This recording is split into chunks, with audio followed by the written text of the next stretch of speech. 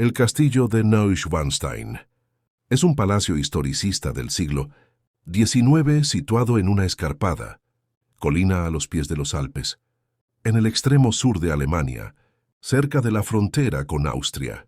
Se encuentra en la región de Suabia, en el municipio de Schwangau, sobre el pueblo de Hohenschwangau, donde también se encuentra el castillo de Hohenschwangau. La ciudad más grande más cercana es Füssen. El castillo se alza sobre el estrecho desfiladero del arroyo Pelat, al este de los lagos Alpsee y Schwansee, cerca de la desembocadura del río Lech, en Forchensee. A pesar de que la residencia principal de los monarcas bávaros de la época, la residencia de Múnich, era uno de los complejos palaciegos más extensos del mundo, el rey Luis II de Baviera sintió la necesidad de escapar de las limitaciones a las que se veía expuesto en Múnich y encargó la construcción del castillo de Neuschwanstein en la remota frontera norte de los Alpes como lugar de retiro, pero también en honor al compositor Richard Wagner, a quien admiraba profundamente. Luis optó por financiar el palacio con su fortuna personal y mediante cuantiosos préstamos, en lugar de con fondos públicos bávaros. La construcción comenzó en 1869, pero nunca se terminó. El castillo estaba destinado a servir como residencia privada del rey, pero falleció en 1886 y se abrió al público poco después de su fallecimiento. Desde entonces, más de 61 millones de personas han visitado el castillo de Neuschwanstein. Más de 1.3 millones de personas lo visitan anualmente, con hasta 6.000 al día en verano. Luis creía que ambos edificios representaban una interpretación romántica de la Edad Media, así como la mitología musical de su amigo Wagner, cuyas óperas Tannhäuser y Lohengrin le habían dejado una huella imborrable. En febrero de 1868 falleció el abuelo de Luis, el rey Luis I, lo que liberó las considerables sumas que se habían gastado previamente.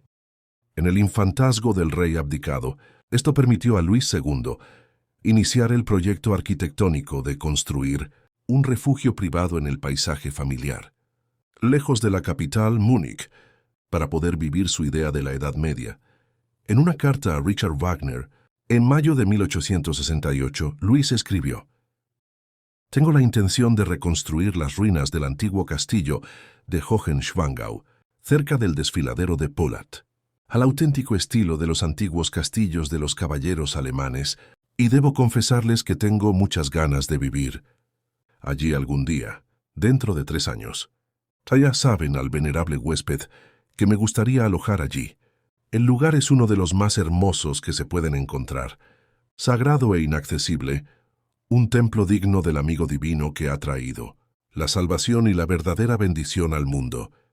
También les recordará a Tannhäuser, sala de los cantores, con vista al castillo al fondo, Lohengrin, patio del castillo, pasillo abierto, camino a la capilla». En 1868, las ruinas de los castillos gemelos medievales fueron completamente demolidas. Los restos de la antigua torre del homenaje fueron volados. La primera piedra del palacio se colocó el 5 de septiembre de 1869. En 1872 se completó su sótano y en 1876 todo hasta el primer piso, siendo la portería la primera en terminarse.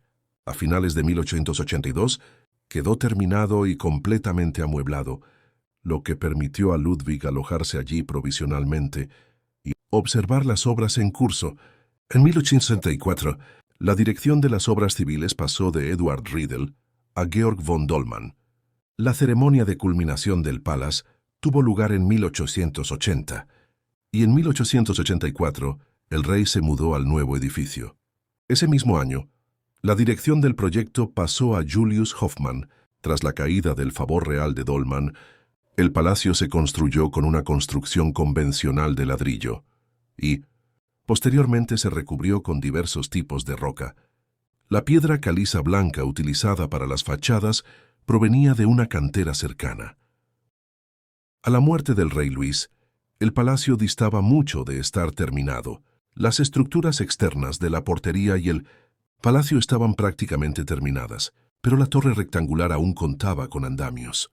Las obras de la enramada no habían comenzado, pero se completaron de forma simplificada en 1892, sin las figuras previstas de las santas. La Casa de los Caballeros también se simplificó. En los planos del rey Luis, las columnas de la galería de la Casa de los Caballeros se sostenían como troncos de árboles y los capiteles como las coronas correspondientes.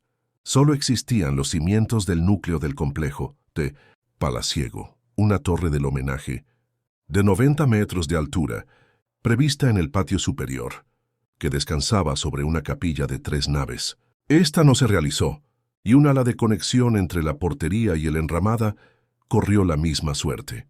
Los planes para un jardín del castillo, con terrazas y una fuente al oeste del palacio, también se abandonaron tras la muerte del rey.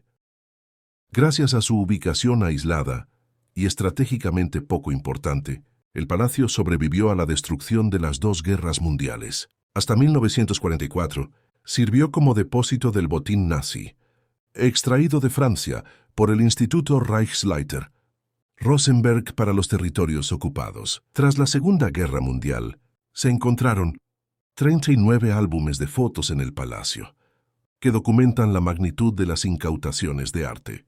Los álbumes se conservan actualmente en los archivos nacionales de Estados Unidos. Monumentos recuperando obras de arte robadas del castillo. 1945.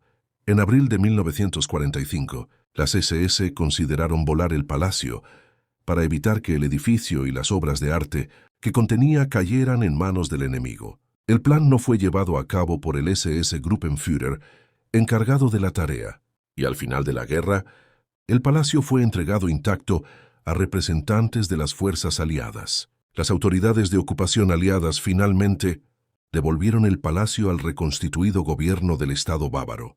Posteriormente, los archivos bávaros utilizaron algunas de las salas como almacén provisional para el material de archivo recuperado, ya que sus instalaciones en Múnich habían sido bombardeadas.